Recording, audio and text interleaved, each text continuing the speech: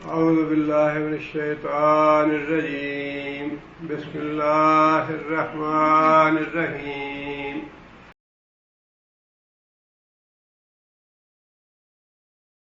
فَإِنْ حَاجُّوكَ، پس اگر وہ تمہارے ساتھ جھگڑا کریں یا حجت بازی کریں. آپ کو یاد ہوگا پچھلی آیت میں اللہ تعالیٰ نے یہ بات ارشاد فرمائی تھی، ان الدین عند اللہ الاسلام، کہ اللہ کے نزدیک قابل قبول دین اسلام ہی ہے. اسلام کے آنے سے پہلے جتنے ادیان ہیں وہ اس آیت کی روح سے منسوخ ہو چکے ہیں. اب اسلام آنے کے بعد اگر کوئی پہلے دین پہ قائم رہتا ہے یا کسی اور دین پہ قائم رہتا ہے تو اللہ کے ہاں وہ دین قابل قبول نہیں ہوگا.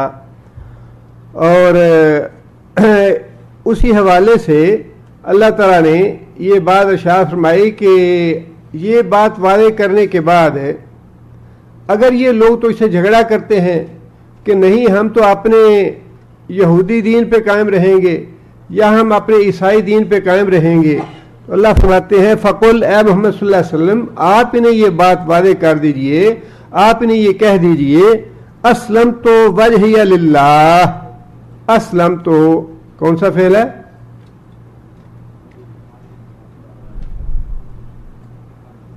ماضی ہے اور صیغہ بحث متکلم کا ہے. اسلم تو میں نے جھکا دیا. اسلم تو اسلام کا معنی ہی جھکا دینا ہے. اسلم تو میں نے جھکا دیا للہ، واسطے اللہ کے، وجہ یا اپنا چہرہ، میں نے اپنا چہرہ جھکا دیا اللہ کے حضور. ومن اتبعنی، اور انہوں نے بھی جھکا دیا جو میرے پیروکار ہیں. میں نے بھی اپنا چہرہ اللہ کے آگے جھکا دیا ہے جب اللہ نے یہ بات ارشاد فرمائی ان الدین عند اللہ الاسلام، کہ اب اسلام جو ہے اللہ کے نزدیک وہی دین ہے قیامت تک کے لیے. سب سے پہلے تو اللہ تعالیٰ نے فرمایا کہ اے محمد صلی اللہ علیہ وسلم آپ اس بات کا اقرار کریں کہ میں نے اللہ تعالیٰ کی اس بات کے آگے اپنے آپ جھکا دیا. ہاں یا اللہ تو نے اسلام دین بھیجا ہے اور میں نے دین اسلام قبول کیا. اور پھر اپنے جو پیروکار ہیں یعنی مسلمان، ان کی طرف سے بھی اللہ کے رسول نے یہ بات ارشاد فرما دی کہ جو میرے پیروکار ہیں وہ تو اب دین اسلام کے آگے جھک جائیں گے، دین اسلام کو قبول کریں گے اور اللہ تعالیٰ کے اس حکم کو من و مان لیں گے. آگے پھر اللہ فرماتے ہیں وَقُلْ لِلَّذِينَ أُوتُوا الْكِتَابَ، اور آپ کہہ دیجئے ان لوگوں سے جو کتاب دیے گئے. یہاں مراد کون ہے؟ یہودی ہیں. اپنی فطرت کے اعتبار سے دنیا کی سب سے خبیث ترین قوم. عیسائی بھی اہل کتاب ہیں لیکن بیشتر جگہ پہ یہودیوں پہ ہی اللہ تعالیٰ نے لعنت و ملامت کی ہے اور یہودیوں کو ہی مخاطب کیا ہے کہ یہودیوں سے کہو قل للذین اوتوا الکتاب والامیین. یہودی ہی تھے جو اپنے علاوہ دوسروں کو امی کہتے تھے، ان پڑھ اور جاہل کہتے تھے. مراد یہ ہے کہ جو اہل کتاب ہیں ان سے بھی کہہ دو اور جو غیر اہل کتاب ہیں ان سے بھی کہہ دو. مطلب یہ ہے کہ پوری دنیا کے لوگ اس میں آ جاتے ہیں. اہل کتاب یہودی اور عیسائی بھی ہو گیا اس میں، اور پھر اس کے علاوہ ہندو ہیں، بدھ مت ہیں، آریہ مت ہیں، یا جتنے بھی مذاہب باقی دنیا کے ہیں وہ سارے کے سارے اس میں آ جاتے ہیں کہ اے محمد صلی اللہ علیہ وسلم آپ کہہ دیجئے جو کتاب والے ہیں ان کو بھی اور جن کے پاس کتاب نہیں ہے ان کو بھی یہ بات کہہ دیجئے اسلمتم، کیا تم اسلام لاتے ہو؟ ان سے پوچھو اہل کتاب سے اور غیر اہل کتاب سے اسلمتم، کیا تم اسلام لاتے ہو؟ کیا تم اپنا آپ اللہ کے آگے جھکاتے ہو یا اللہ کی یہ بات مانتے ہو؟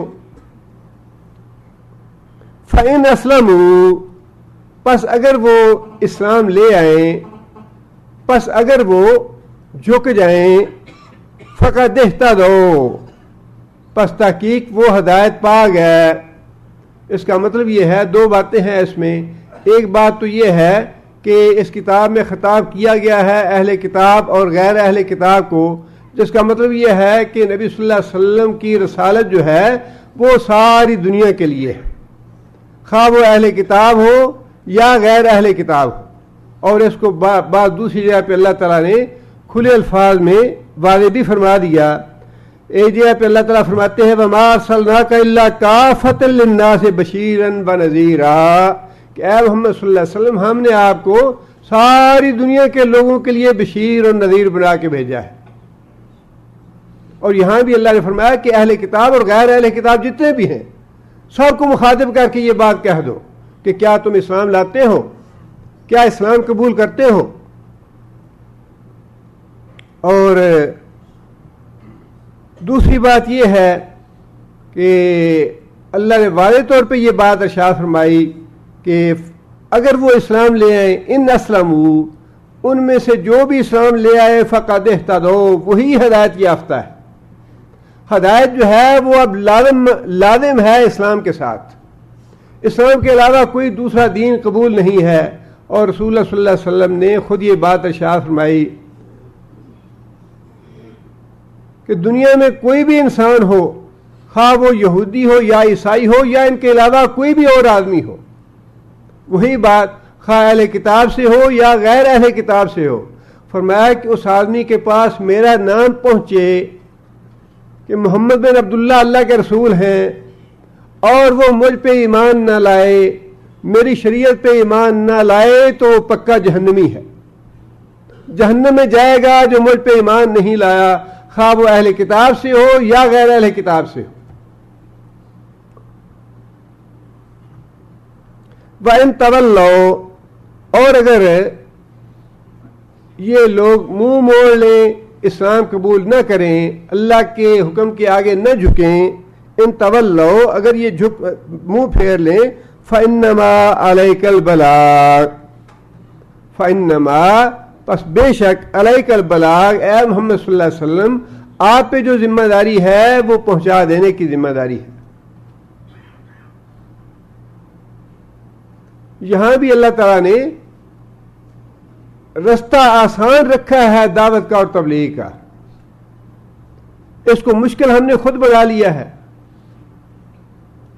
बात पहुंचानी दूसरों तक ये फर्ज है, ये वाजिब है, दूसरों को इस्लाम की दावत देनी चाहिए। कोई गलत काम कर रहा हो, शिरक में मुब्तला हो, बिदत में मुब्तला हो, उसको सही बात, किताब और सुन्नत की बात बतानी चाहिए। लेकिन लड़ाई मूल लेने का कहां से फलसफा आ गया? दूसरों को काफिर बनाने का या मुनाजरे करने का, लड़ाई झगड़े करने का या ताने मीने देने का, कत्लो गारत करने का, जो हमारे मसलक में नहीं है उसको कत्ल कर दो या उसको गोली मार दो, ये तो दीन सिखाता नहीं है।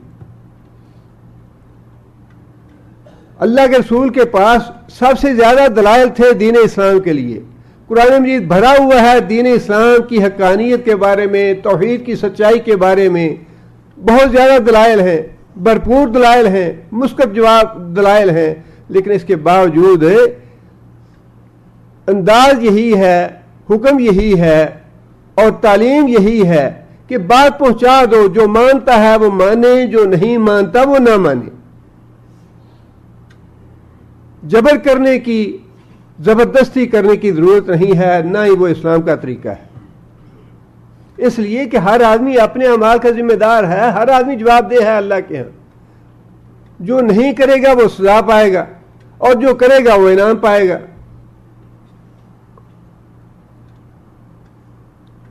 वल्लाहु बसीरुम बिल इबाद, मतलब ये कि आप अपनी दावत दे दें, बात पहुंचा दें, आगे मामला अल्लाह के हाथ है। वल्लाहु बसीरुम बिल इबाद, और अल्लाह ताला देखने वाला है अपने बंदों को, उनके मामलात कैसे हैं, उनका तर्ज अमल कैसा है। देखने का मतलब सिर्फ यही नहीं है कि अल्लाह ताला सिर्फ नोट कर रहे हैं या देख रहे हैं, उसका मतलब यह है कि अल्लाह ताला उसको इंजाम तक पहुंचाएंगे। अल्लाह ताला या तो उसका अच्छा सिला देंगे या फिर उसकी सजा देंगे। आगे फिर अल्लाह फरमाते हैं इन्नल्लज़ीना यकफुरूना बिआयातिल्लाह, बेशक वो लोग यकफुरून जो कुफर करते हैं बिआयातिल्लाह, अल्लाह की आयतों का, व यक़्तुलून नबिय्यीना बगैर हक़्क़िन, और कत्ल करते हैं नबियों को बगैर हक। वैसे तो नबी का कत्ल जो है वो हक है ही नहीं, नबी का कत्ल तो हमेशा ही ना हक है, लेकिन चूंकि बाद कत्ल हक है, इसलिए अल्लाह ताला ने यहां पे बगैर हक की शर्त लगा दी, कैद लगा दी। हक का कत्ल कौन सा है? अगर कोई आदमी किसी आदमी को कत्ल कर दे तो उसके बदले में उसका कत्ल जो है वो हक है। जानी को कत्ल करना या संसार करना ये हक का कत्ल है। डाका डालने वाला उसको कत्ल करना ये हक का कत्ल है। जो मुसलमानों में से मुर्तद हो जाए उसका कत्ल करना ये हक का कत्ल है। ये हक के कत्ल हैं, और इनके अलावा बाकी जो कत्ल होंगे वो नाहक कत्ल है। या फिर जब खुली जंग हो काफिरों के साथ तो उसका कत्ल, उस वक्त कत्ल करना भी हक है। उसके अलावा बाकी जितने भी कत्ल होंगे वो सारे नाहक होंगे। और अल्लाह फरमाते हैं कि वो लोग जो अल्लाह की आयतों का इनकार करते हैं, मुराद यहां पे कौन है? यहूदी मुराद है। यहां भी तफसीरों में लिखा है कि यहूदियों ने हज़रत याहिया और हज़रत ज़करिया का वाक़या तो कुरान मजीद में भी आता है, और हज़रत ईसा अलैहिस्सलाम को कत्ल करने का जो दावा था ईसाइयों का वो भी कुरान मजीद में अल्लाह ने जिक्र फरमाया उसका। और उसके अलावा भी तफासीर में लिखा है कि यहूदियों ने एक दिन में 34 अंबिया को कत्ल किया, और 34 अंबिया को कत्ल करने के बाद उस कौम के जो कोई नेक लोग थे या अल्लाह से डरने वाले लोग थे उन्होंने रोका उन्हें या नसीहत की कि तुमने ये कत्ल क्यों किए हैं। तो 170 ऐसे आदमियों को उसी दिन कत्ल कर दिया जिन्होंने उन्हें नसीहत की थी या रोका था कत्ल करने से। यह है यहूदियों की सृष्टि। और अल्लाह के रसूल ने यह बात इरशाद फरमाई है कि क़यामत के दिन सबसे ज्यादा अजाब उस आदमी को होगा जो नबी को कत्ल करे या जिसको नबी कत्ल करे। जिसके हाथ से नबी कत्ल हो जाए उसको भी शदीद तरीन अजाब होगा। इसका मतलब यह है कि वो बड़ा पक्का दुश्मन था रसूल का या नबी का। और जो नबी को कत्ल करे उसको भी शदीद तरीन अजाब होगा। फरमाया कि वह यक्तुलून नबिय्यीन बिगैर हक़्क़िन, और कत्ल करते हैं अंबिया को ना हक। व यक्तुलून अल्लज़ीना यामुरून बिल क़िस्ति मिनन नास, व यक्तुलून, और कत्ल करते हैं अल्लज़ीना, उन लोगों को यामुरून बिल क़िस्त, जो इंसाफ का हुक्म देते हैं। इंसाफ का हुक्म देने वाले से मुराद ये है कि अपने मुआशरे में जो नेक लोग हैं, अल्लाह के वली लोग हैं, पाक लोग हैं, जो मुआशरे की ततहीर चाहते हैं, लोगों को नेकी और परहेजगारी की दावत देते हैं, उन्हें जो लोग बर्दाश्त नहीं कर पाते, उनसे जो दुश्मनी मूल ले लेते हैं, उन्हें कत्ल कर डालते हैं, उनका जिक्र अल्लाह यहाँ फरमा रहे हैं। और नबी सल्लल्लाहु अलैहि वसल्लम ने एक हदीस में ये बात इरशाद फरमाई है कि मन आद अली वलियन फ़क़द आज़नतहु बिल हर्ब, कि जो आदमी मेरे वलियों से दुश्मनी मूल लेता है मेरा उसके खिलाफ ऐलान जंग है।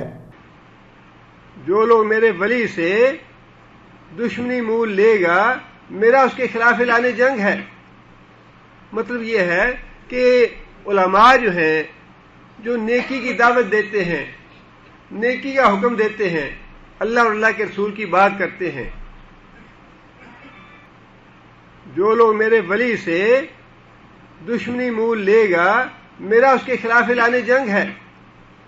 मतलब ये है कि उलमा जो हैं, जो नेकी की दावत देते हैं, नेकी का हुक्म देते हैं, अल्लाह और अल्लाह के रसूल की बात करते हैं,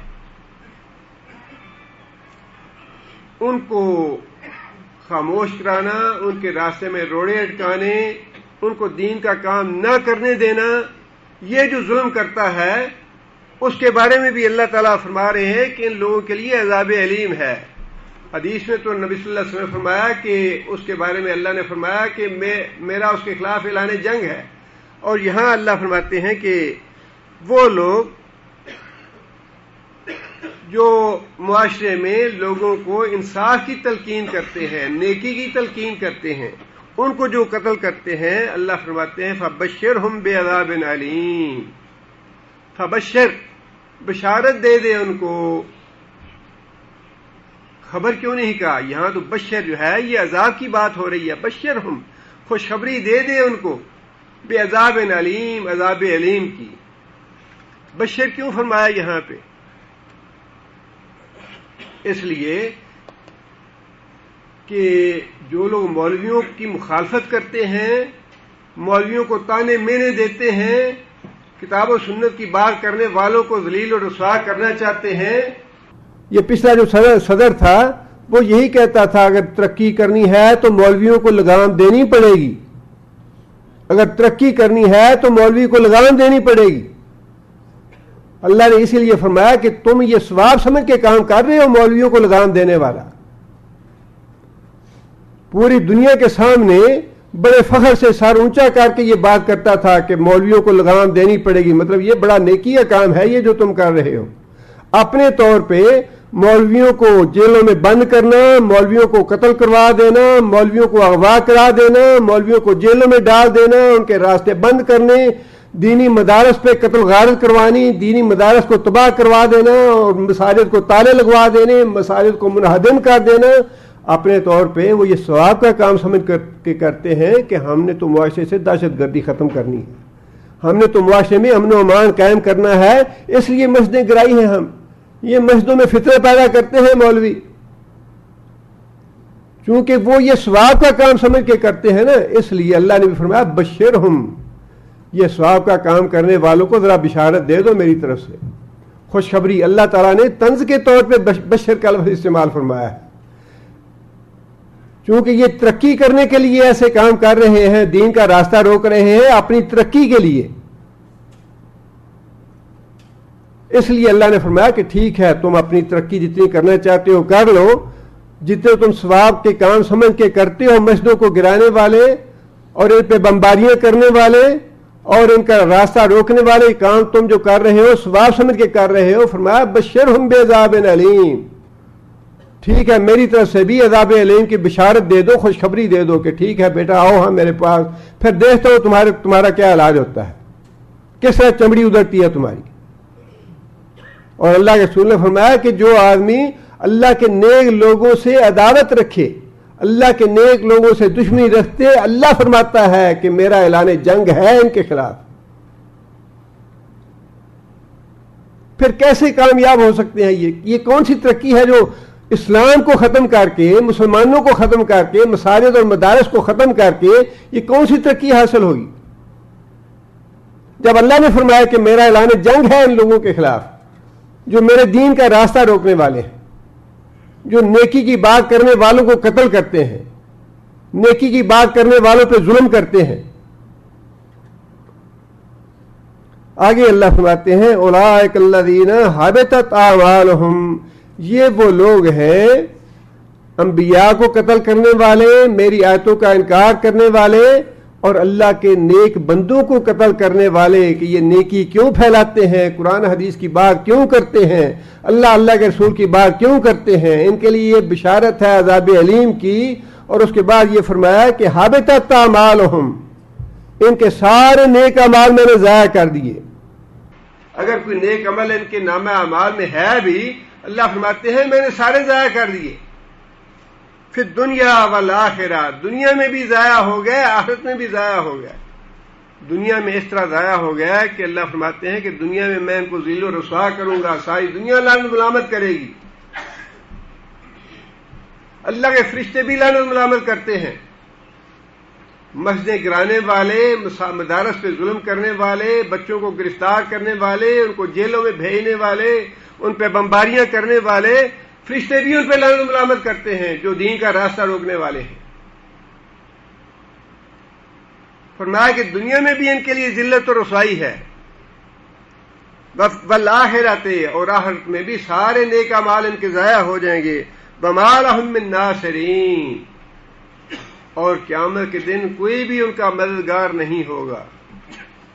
ما لهم من ناصرین، کوئی بچانے والا نہیں ہوگا، کوئی سپر پاور نہیں ہوگی. سپر پاور تو آج بھی ایک ہی اللہ کی ہے، لیکن دھوکہ ہے انسانوں کو کہ نہیں کوئی بچا لے گا ہمیں. اس دنیا میں دھوکہ کھا جاتا ہے انسان، لیکن وہاں کوئی دھوکہ ووکہ نہیں ہوگا. وہاں تو جب جیسے ہی انسان اس دنیا سے جاتا ہے ساری انسان کی آنکھیں کھل جاتی ہیں، سب کچھ انسان اپنی آنکھوں سے دیکھ لیتا ہے. بس یہ دھوکہ ہے صرف اتنی دیر تک جتنی دیر تک یہ جان گلے میں نہیں آتی، جتنی دیر تک انسان کو یہ اللہ نے 2 آنکھیں اور دماغ اور دل دیا ہوا ہے، صحت دی ہوئی ہے، انسان چلتا پھرتا ہے، انسان دھوکے میں مبتلا رہتا ہے۔ جیسے ہی یہ جان جائے گی سب کچھ انسان پہ واضح ہو جائے گا انسان کتنے دھوکے اور فریب میں مبتلا ہے۔ آگے اللہ فرماتے ہیں،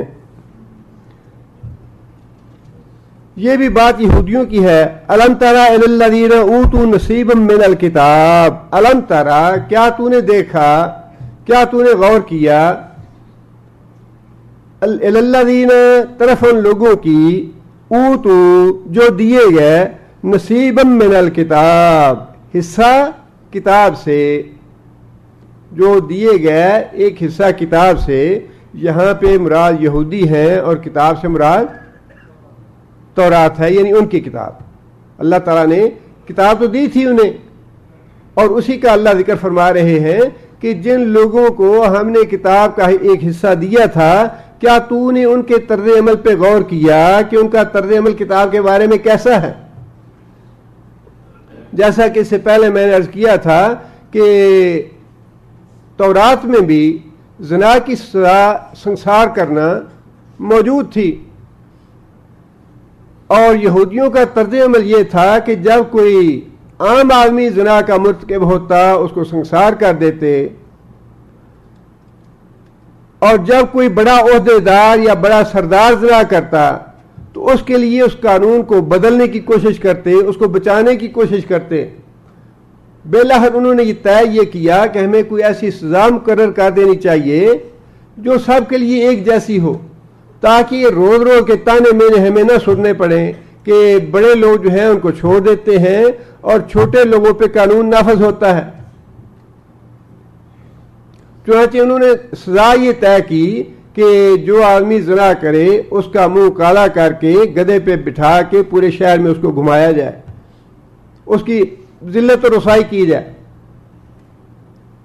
یہودیوں میں سے ایک سردار نے اور اسی طرح ایک دوسری عورت نے جو بڑے گھرانے کی عورت تھی اور دونوں شادی شدہ تھے، انہوں نے زنا کیا، اور اس وقت یہودیوں کے ساتھ معاہدہ طے ہو چکا تھا مدینے میں کہ رسول اکرم صلی اللہ علیہ وسلم جو ہے یہ حکم ہوں گے، سارے معاملات میں فیصلہ کرنے والے ہوں گے۔ مقدمہ نبی صلی اللہ علیہ وسلم کے پاس گیا، نبی صلی اللہ علیہ وسلم نے یہودیوں سے پوچھا کہ تمہاری تورات میں زنا کی سزا کیا لکھی ہے؟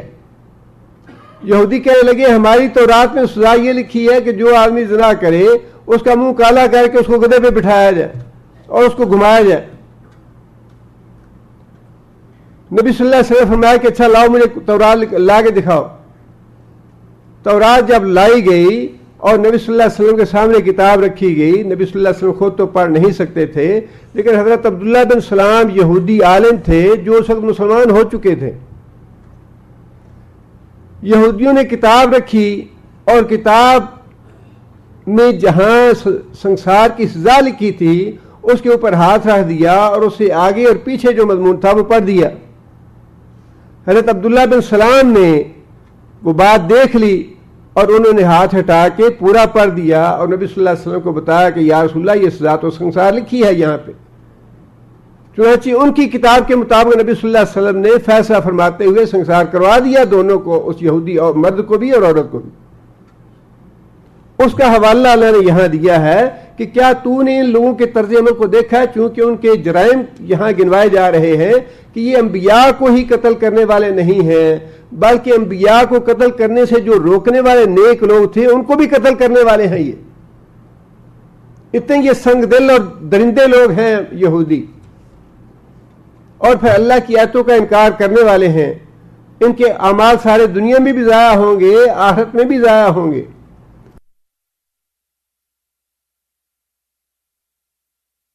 آگے تفسیر اپنا اللہ تعالیٰ کا ہے کہ یہ تو ہے ہی حق سے منہ موڑنے والے، سچی بات تو انہوں نے مانی ہی نہیں۔ یہودیوں نے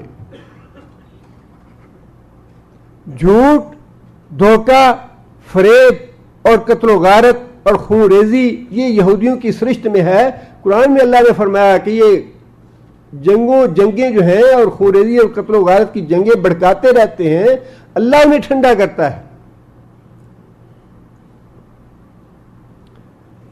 آگے پھر یہ بات اللہ نے فرمائی کہ ان کا یہ طرز عمل کیوں ہے, یہ اتنے متشدد اور دہشت گرد کیوں ہے یہودی. آج بھی پوری دنیا میں جتنی دہشت گردی ہے اس کا اسباب کون ہے؟ یہودی ہے. یہ ساری دہشت گردی جتنی بھی ہو رہی ہے, جس بھی ملک میں ہو رہی ہے, اس کے ذمہ دار یہودی ہیں. یہ ڈرامہ جو امریکہ میں ہوا ہے ٹوین ٹاور کا, یہ کس کی دہشت گردی ہے؟ یہودیوں کی دہشت گردی ہے. یہ مسلمانوں پہ بلیم لگایا گیا تاکہ مسلمانوں پہ خوریزی کی جائے, ان کو قتل و غارت ان کی جائے. ڈرامہ تو سارا یہودیوں نے کھیلا ہے. سب سے یہی بات ہے کہ جو آدمی قرآن پڑھتا ہے اس کو دھوکہ نہیں دیا جا سکتا. جتنے مرضی دنیا کے چینل شروع کر لے, جتنا مرضی میڈیا کام کرتا رہے, جتنا مرضی پراپیگنڈا کریں, جتنا مرضی جھوٹ بولے, جو آدمی قرآن پڑھتا ہے اس کو کوئی دھوکہ نہیں دے سکتا. جب اللہ نے فرما دیا کہ سب سے بڑی دہشت گرد قوم یہی ہے یہودیوں کی, تو اس کے بعد کسی دوسرے کی تصدیق کی ضرورت ہی نہیں ہے. سب سے بڑی خونریزی کرنے والی, سب سے بڑی قاتل قوم, جس نے انبیاء کو نہیں چھوڑا, انبیاء کے, اور انہوں نے انبیاء کو قتل کرنے کے بعد فخر کیا اس پہ کہ ہاں ہم ہیں انبیاء کو قتل کرنے والے. اس سے بڑی خوخار اور درندہ صفت قوم اور کون ہو سکتی ہے؟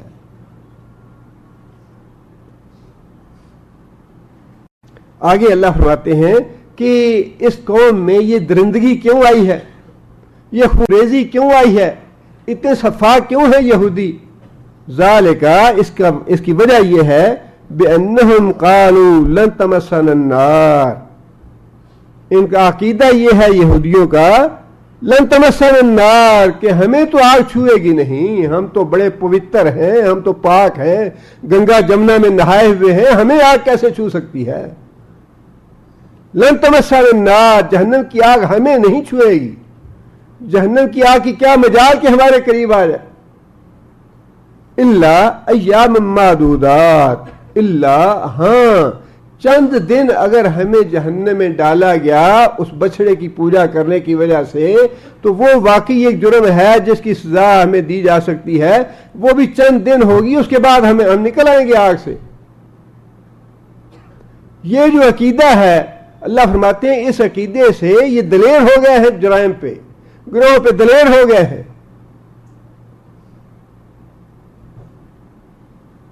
اور ہمارے ہاں بھی سال بسال جو نظریں نیازیں دیتے ہیں اور جا کے بکروں کے چڑھاوے چڑھاتے ہیں قبروں پہ, وہ بھی سال بھر کے لیے پاک ہو جاتے ہیں. حضرت صاحب کی نظر نیاز دے دی, حضرت صاحب کو خوش کر دیا, بکرے چڑھا دیے جا کے قبروں پہ, اور اس کے بعد سارا سال جو مرضی کرو, نہ نمازیں پڑھو, نہ روزے رکھو, نہ کوئی اور نیکی کا کام کرو, جتنے مرضی قتل کر لو, جتنے مرضی چوریاں اور ڈاکے کرو, جتنے مرضی لوگوں کے حقوق غصب کرو اور ظلم کرو لوگوں پہ, وہ سمجھتے ہیں کہ سارے کا سارا معاملہ پاک ہو گیا ہے. لن تمسنا النار, اب تو حضرت صاحب کے ہاتھ میں ہاتھ دے دیا ہے, حضرت صاحب کی نظر نیاز دے دی ہے, انہیں خوش کر لیا ہے, اب تو سیدھے جنت میں لے جائیں گے ہمیں. یہی جو باطل عقیدہ ہے یہ انسان کو گناہوں پہ دلیر کر دیتا ہے.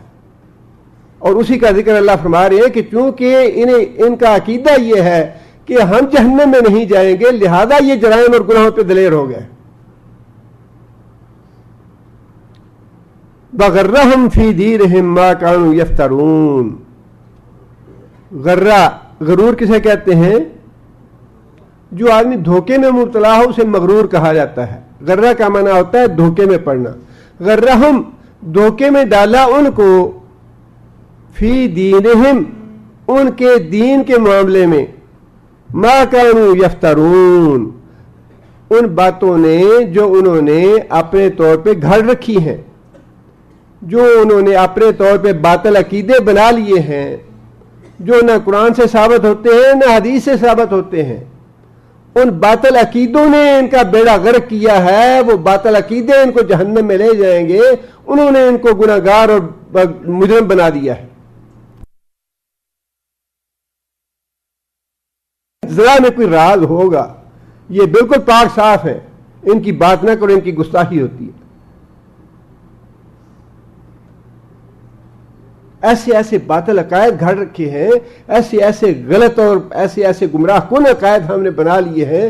اللہ بہتر جانتا ہے کہ یہ عقل کہاں چلی جاتی ہے, کیسے مت ماری جاتی ہے, کہ اللہ نے یہاں یہ بات اشار فرمائی کہ دین کے معاملے میں جو عقائد تم نے گھڑ رکھے ہیں، انہی عقائد نے تمہیں گناہوں میں مبتلا کر رکھا ہے، انہی گناہوں کی وجہ سے تم، انہی عقائد کی وجہ سے گناہوں کی دلدل میں پھنسے ہوئے ہو تم. لیکن آگے پھر اللہ تعالیٰ نے تنبیہ کی ہے. اللہ فرماتے ہیں فَكَيْفَ إِذَا جَمَعْنَاهُمْ لِيَوْمٍ لَا رَيْبَ فِيهِ، فَكَيْفَ پھر کیا حال ہوگا، کیسے بات بنے گی.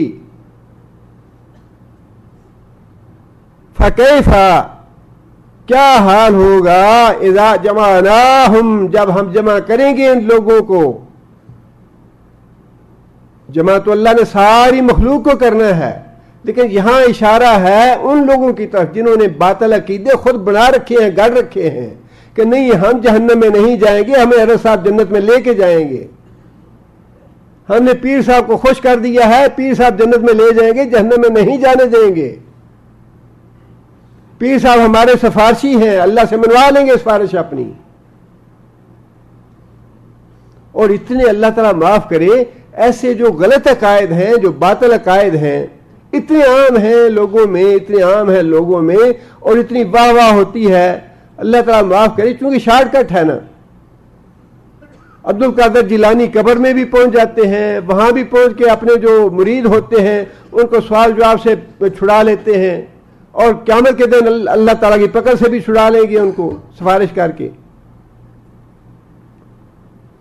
لیکن اللہ فرماتے ہیں کہ دنیا میں تم نے اپنے یہ باطل عقائد بنا لیے، لیکن کیا حال ہوگا اس وقت اذا جمعنا جب ہم جمع کر دیں گے، جب ہم اٹھا کھڑا کریں گے ہم ان سب کو لیومن اس دن لا ریب فی جس کے آنے میں قطعاً کوئی شک نہیں ہے، جو آ کے رہے گا اور سب کو ہم اکٹھا کریں گے اور سب سے ہم پھر حساب کتاب لیں گے.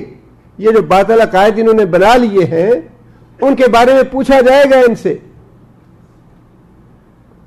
اور یہ بات اتنی معمولی نہیں ہے. انسان تھوڑا تصور کرے اس وقت کا کہ فی الواقع جب اللہ تعالیٰ نے لوگوں کو اکٹھا کرنا ہے اور لوگوں سے حساب کتاب لینا ہے. حساب کتاب تو اس دنیا میں بھی امتحان دینا بڑا مشکل ہوتا ہے. اس دنیا میں بھی اگر کوئی امتحان لینا چاہے ہمارے معاملات میں تو امتحان دینا بڑا مشکل کام ہے. لیکن ساری زندگی کا امتحان، سارے اعمال کا امتحان، اور پھر ایک امتحان تو انسان کی اپنی ذات کا ہے، اور پتہ نہیں اپنی ذات کے علاوہ اور کتنے لوگوں کے ہمیں امتحان دینے پڑے اور ان کے بارے میں بات پرس ہو. بیوی بچے تو ہیں ہی ہیں، بیوی بچوں کی بات پرس بھی گھر والوں سے ہونی ہے، باپ سے ہونی ہے اپنے بیوی بچوں کے بارے میں. اس کے علاوہ بھی اور پتہ نہیں کہ ہمسائے کے بارے میں نبی صلی اللہ علیہ وسلم نے فرمایا کہ ہمسایہ قیامت کے دن اپنے ہمسائے کا دامن پکڑ کے کھڑا ہو جائے گا. نبی صلی اللہ علیہ وسلم نے فرمایا کہ خبردار قیامت کے دن کوئی آدمی اپنی بےزتی نہ کرائے، قیامت کے دن کوئی آدمی اپنی بےزتی نہ کرائے. عرض کیا یا رسول اللہ قیامت کے دن کون چاہے گا اپنی بےزتی کروانا؟ فرمایا کہ ایسا نہ ہو کہ تمہارا ہمسایہ تمہارا دامن پکڑ کے کھڑا ہو جائے قیامت کے دن کہ یا اللہ یہ خود تو نمازیں پڑھتا رہا، خود نیکیاں کرتا رہا، کبھی ہمیں اس نے کبھی نہیں کہا کہ تم بھی نماز پڑھو.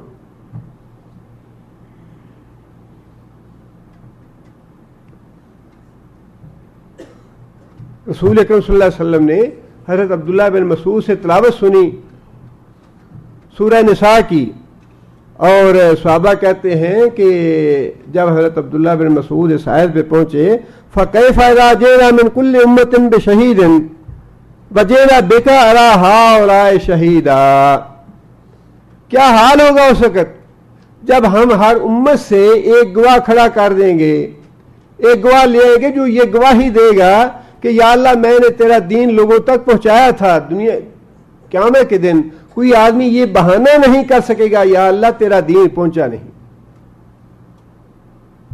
قرآن دنیا میں کونے کونے میں پہنچ چکا، رسول اکرم صلی اللہ علیہ وسلم کا نام دنیا کے کونے کونے میں پہنچ چکا، اور قرآن مجید کے تراجم جو ہیں یہ 100 سے زیادہ زبانوں میں ہو چکے. اب کسی کے دل میں یہ بات آ نہیں سکتی کہ یا اللہ جزیرۃ العرب سے ہزاروں میل دور اللہ کے فضل و کرم سے کیا دین پہنچا نہیں ہے؟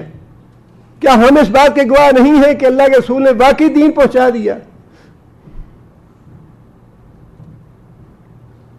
کون کہہ سکتا ہے کہ اللہ کا دین اللہ کے رسول نے نہیں پہنچایا؟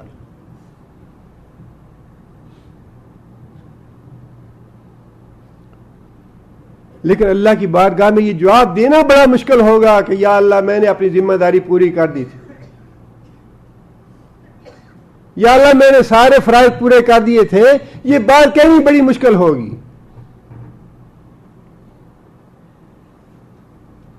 وہ تو اللہ کی بارگاہ ہے. یہاں انسان کسی بڑے افسر کے سامنے، یہ کسی گورنر یا صدر کے سامنے پہنچ جائے، انسان سوچتا رہتا ہے میں یہ بات کروں گا، یہ کروں گا، یہ کروں گا، یہ کروں گا. جب انسان سامنے پہنچتا ہے ساری باتیں بھول جاتا ہے کیا کرنی.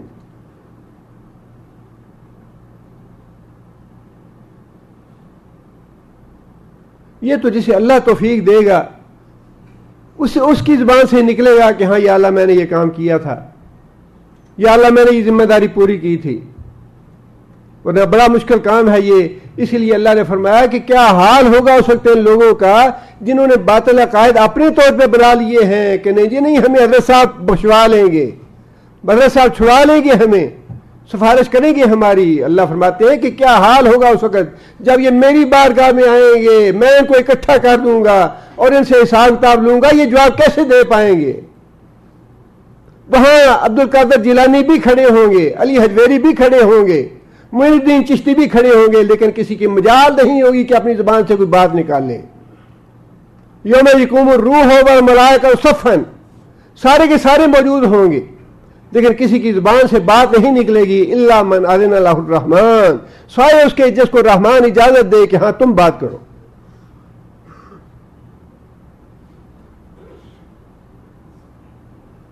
یہی تو ایک باقی جو احکام ہیں قرآن مجید کے، جو باقی شریعت کی باتیں ہیں، جو فرمودات ہیں، جو ارشادات ہیں، وہ تو اپنی جگہ پہ ہیں، ان کو یاد رکھنا چاہیے، ان پہ عمل کرنا چاہیے.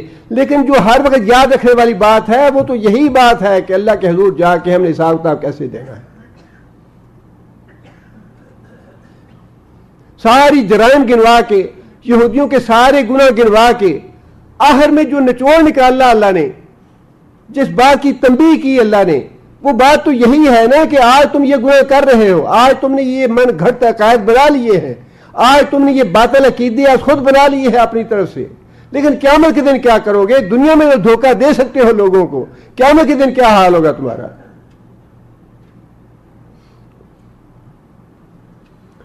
آگے فرمایا کہ وَوَفِّيَتْ كُلُّ نَفْسٍ مَا كَسَبَتْ وَهُمْ لَا يُظْلَمُونَ. فرمایا کہ وفیت پورا بدلہ دیا جائے گا، کل نفس ہر آدمی، ما کسبت ہر نفس، ما کسبت جو کچھ اس نے کمایا. قیامت کے دن بدلہ پائے گا اسی کا جو اس نے کمایا. جو اس نے کیا نہیں اس کا بدلہ نہیں پائے گا. جو کچھ بھی کیا ہے اللہ فرماتے ہیں کہ اس کا بدلہ پائے گا. وَهُمْ لَا يُظْلَمُونَ، اور وہ ذرہ برابر بھی ظلم نہیں کیے جائیں گے. جو کچھ انسان نے کیا ہے، اچھا کیا ہے یا برا کیا ہے، وہ انسان دیکھ لے گا. اس کی انسان یا تو سزا پائے گا یا اس کی جزا پائے گا. آگے پھر ایک اور آیت ہے، بڑی فضیلت والی آیت ہے اور بڑی اہم آیت ہے. پس منظر اس کا یہ ہے کہ جنگ خندق پہ نبی صلی اللہ علیہ وسلم نے صحابہ کرام کے مشورے سے خندق کھودنے کا فیصلہ فرمایا کہ شہر کے گرد خندق کھودی جائے تاکہ کافروں کو اندر آنے سے روک دیا جائے. مسلمانوں کے 1000 کے لگ بھگ لوگ تھے اور کئی گنا زیادہ تھی تعداد کفار کی. خندق کھودتے ہوئے نبی صلی اللہ علیہ وسلم نے بعض ٹولیاں بنا دی تھیں الگ الگ، جنہیں الگ الگ زمین کا حصہ دے دیا گیا کہ اتنی خندق ہر گروپ بنائے گا، ہر گروہ بنائے گا۔ حضرت سلمان فارسی جس گروپ میں تھے وہ خندق کھود رہے تھے، اور اس دوران چٹان تھی جو ٹوٹ نہیں رہی تھی۔ حضرت سلمان فارسی نے جا کے نبی صلی اللہ علیہ وسلم کو بتایا کہ یا رسول اللہ چٹان نہیں ٹوٹ رہی۔ نبی صلی اللہ علیہ وسلم تشریف لائے، نبی صلی اللہ علیہ وسلم نے خود اپنے دست مبارک سے چوٹ لگائی اس چٹان پہ اور اس سے شعلہ نکلا، اور نبی صلی اللہ علیہ وسلم نے یہ بات ارشاد فرمائی کہ اللہ تعالیٰ نے کیسرا کے محلات مجھے دکھائے ہیں اس آگ میں، اور یہ کسرا کے محلات مسلمان فتح کریں گے۔ نبی صلی اللہ علیہ وسلم نے دوسری چوٹ لگائی تو پھر شرارے نکلے، اور نبی صلی اللہ علیہ وسلم نے یہ بات ارشاد فرمائی کہ اللہ تعالیٰ نے مجھے روم کے محلات دکھائے ہیں اور مسلمان فتح کریں گے اس کو۔ اور تیسری چوٹ لگائی نبی صلی اللہ علیہ وسلم نے، پھر شرارے نکلے تو نبی صلی اللہ علیہ وسلم نے فرمایا کہ اللہ تعالیٰ نے مجھے یمن کے محلات دکھائے ہیں اور تم فتح کرو گے یمن کو بھی۔ ایران اور یمن جو ہے یہ صحابہ کرام کے عہد میں فتح ہو گئے، اور روم جو ہے وہ بھی انشاءاللہ جب امام مہدی آئیں گے اور عیسیٰ علیہ السلام تشریف لائیں گے تو پوری دنیا مفتوح ہو جائے گی اسلام کے لیے۔ جب یہ بات نبی صلی اللہ علیہ وسلم کی کفار کے پاس پہنچی تو کفار نے اس کا بڑا مذاق اڑایا اور اس کا مذاق اڑایا کہ حالت تو ان کی یہ ہے کہ اپنے گھروں سے باہر نہیں نکل سکتے، کھانے پینے کے لیے اپنے گھروں میں نہیں جا سکتے، رفع حاجت کرنے کے لیے جانا ہو تو یہ ان کو مشکل پیش آ رہی ہے۔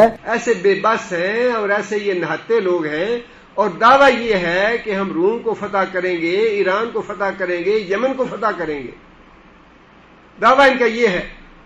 اس کے جواب میں اللہ تعالیٰ نے یہ آیت نازل فرمائی، اللہ نے فرمایا کہ قل اللہم مالک الملک تؤتی الملک من تشاء۔ اے محمد صلی اللہ علیہ وسلم آپ کہیے اللہم اے اللہ مالک الملک جو بادشاہ ہے پورے ملک کا، ملک سے مراد پوری کائنات کا مالک، تؤتی الملک من تشاء تو بادشاہ دیتا ہے، تو ملک دیتا ہے، تو حکومت دیتا ہے، من تشاء جسے تو چاہتا ہے، وتنزع الملک ممن تشاء اور چھینتا ہے حکومت یا ملک ممن تشاء جس سے تو چاہتا ہے۔ اللہ تعالیٰ کی مکمل توحید کا درس ہے اس میں۔ قل اللہم مالک الملک، یا اللہ تیرے علاوہ اس کائنات کا کوئی مالک نہیں۔ تبارک الذی بیدہ الملک، برکت والی ہے وہ ذات جس کے ہاتھوں میں بادشاہی ہے پوری کائنات کی۔ للہ ملک السماوات والارض، زمین و آسمان کی بادشاہی اور حکومت ساری کی ساری اللہ کے لیے۔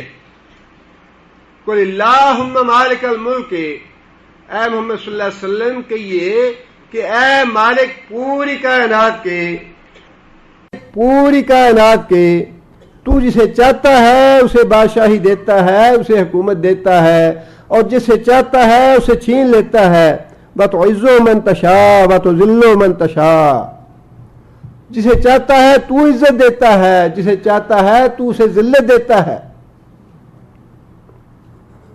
اللہ تعالیٰ کے ناموں میں سے المعز اللہ کا نام ہے، معز کا معنی دوسرے کو عزت دینے والا، اور مذل بھی اللہ کے ناموں میں سے نام ہے، دوسروں کو ذلت دینے والا۔ انہ لا یذل من والیت ولا یعز من نادیت، جس کو اللہ دوست رکھے اس کو کوئی ذلیل نہیں کر سکتا۔ ولا یعز من نادیت، اور جس سے اللہ دشمنی کرے اسے کوئی عزت نہیں دے سکتا، اس لیے کہ عزت اور ذلت صرف اللہ کے ہاتھ میں ہے۔ بیدک الخیر، یہ الگ فکرہ ہے، یہ الگ آیت کا حصہ ہے۔ بیدک الخیر، یا اللہ ہر طرح کی بھلائی تیرے ہی ہاتھ میں ہے،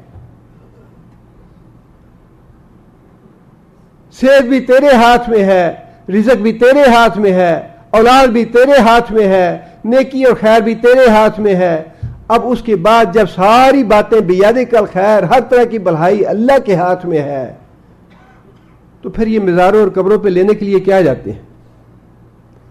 اولاد تو اللہ کے ہاتھ میں ہے، صحت اللہ کے ہاتھ میں ہے، روزی اللہ کے ہاتھ میں ہے، ہماری جان اللہ کے ہاتھ میں ہے، موت اور زندگی اللہ کے ہاتھ میں ہے، بیاد کل خیر یا اللہ سارے کے ساری بھلائیاں تیرے ہاتھ میں ہیں۔ یہ تو ایک ہی کلمہ جو ہے، یہ ایک آیت کا حصہ جو ہے، سارے باطل عقائد کی جڑ کاٹنے والا ہے۔ کسی کے ہاتھ میں کچھ نہیں ہے۔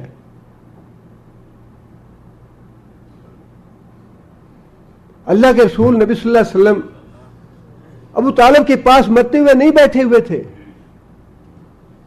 ابو طالب جب مر رہے تھے، جب ان کے وفات کا وقت تھا، نبی صلی اللہ علیہ وسلم پاس نہیں بیٹھے ہوئے تھے۔ ابو جہل اور دوسرے جو کافر تھے وہ یہی کہہ رہے تھے کہ ابو طالب اپنے باپ دادے کا دین نہ چھڑ کے جائیں، ساڈے نک نہ کٹوا جائیں،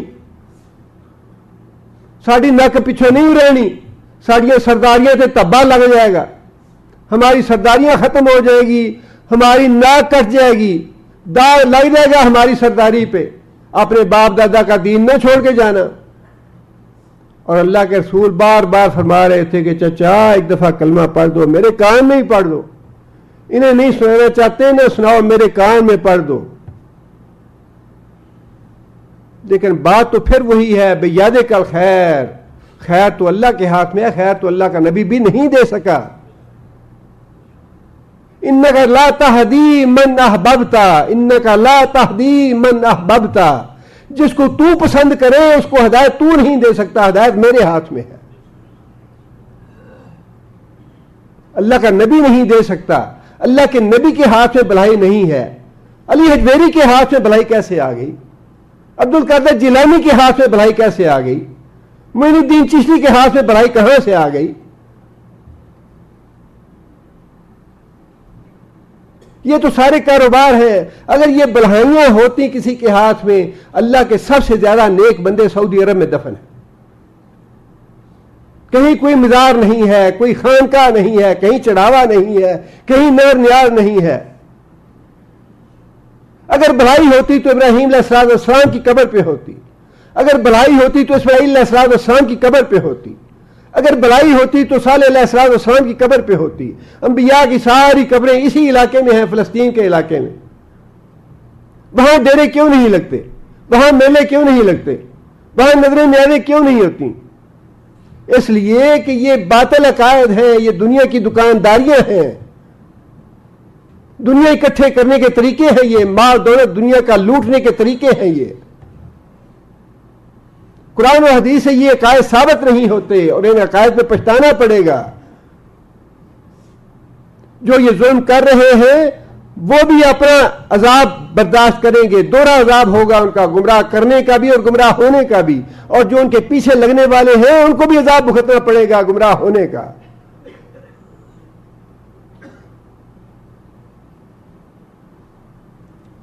انکا علی کل شیء قدیر، بے شک تو ہر چیز پہ قادر ہے۔ مطلب یہ کہ یا اللہ آج اگر رسول اکرم صلی اللہ علیہ وسلم یا صحابہ کرام جو ہیں وہ کمزور ہیں یا بے بس ہیں یا ان کی تعداد کم ہے، تو اس کا مطلب یہ نہیں ہے کہ یہ ہمیشہ ایسے رہے گا۔ بڑھائی تو تیرے ہاتھ میں ہے، تو جسے چاہتا ہے ملک دیتا ہے، جسے چاہتا ہے چھین لیتا ہے۔ جس کو بڑا اکڑ تھا، بڑا تکبر تھا اپنی سرداری پہ، ابو جہل کہاں گیا وہ؟ آج ہے کوئی آدمی جو یہ کہے کہ میں ابو جہل کی نسل سے ہوں؟ اگر کوئی ہے بھی تو وہ نام لینے کے لیے تیار نہیں ہے، یہ ذلت اور رسوائی منہ لینے کو تیار نہیں ہے کہ میں ابو جہل کی نسل سے ہوں۔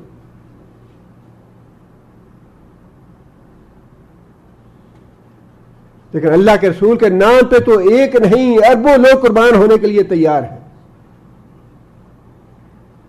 کوئی وہ مسلمان ہو نہیں سکتا جو اللہ کے رسول کے نام پہ قربان نہ ہو۔ جو اللہ کے رسول کے نام پہ قربان ہونا نہیں چاہتا وہ مسلمان ہے نہیں۔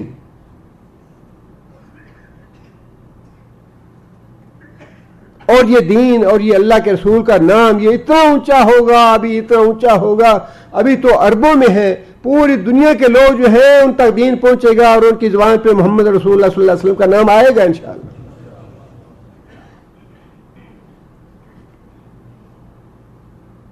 اللہ نے بتا دیا کہ یہ معاملات میرے ہاتھ میں ہیں، یہ تمہارے ہاتھ میں نہیں ہیں. کبھی کوئی سپر پاور ہوتی ہے، کبھی برطانیہ سپر پاور تھا، امریکہ کالونی تھا اس کا،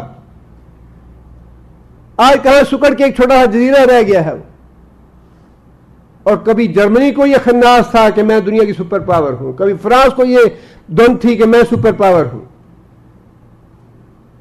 کبھی روس کو یہ دھن تھی، اور اس نے تو اقوام متحدہ کے میز پہ جوتا مار دیا تھا کہ جن کا خون بڑا گرم ہے خون نکال دیں گے، خون ٹھنڈا کر دیں گے. آج ان کا اپنا خون نکل گیا، خون اپنا ٹھنڈا ہو گیا. ہمیشہ کی بادشاہی تو اللہ کے دربار کی ہے، اللہ کی بادشاہی ہے، اللہ مالک ہے ساری کائنات کا.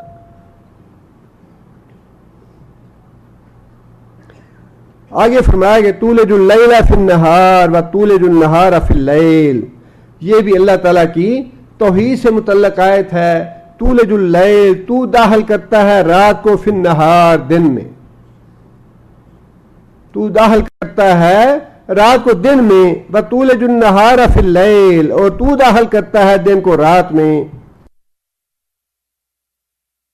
سردیوں میں اور جگہ غروب ہوتا ہے، گرمیوں میں اور جگہ طلوع ہوتا ہے. رب المشرق، اس بات تو وہی ہے، شان نزول تو وہی ہے جو میں نے پہلے بتایا. لیکن اس بات میں اللہ تعالیٰ نے ایک اور غلط فہمی بھی دور فرما دی.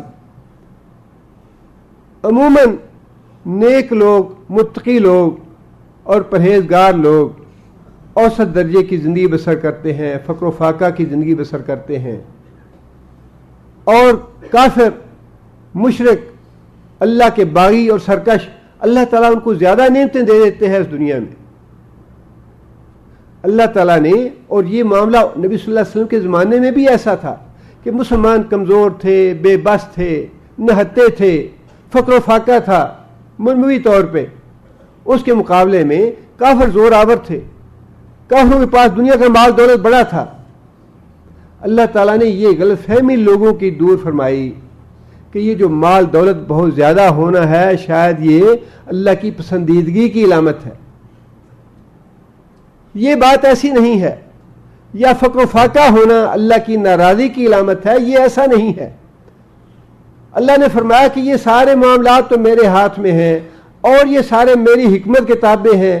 میں کس کو کتنا رزق دیتا ہوں، کس کو کیسی زندگی بسر کرواتا ہوں، یہ سارا میری حکمت کے تابع ہے. اس کا اس بات سے کوئی تعلق نہیں ہے کہ یہ آدمی نیک ہے یا گناہگار.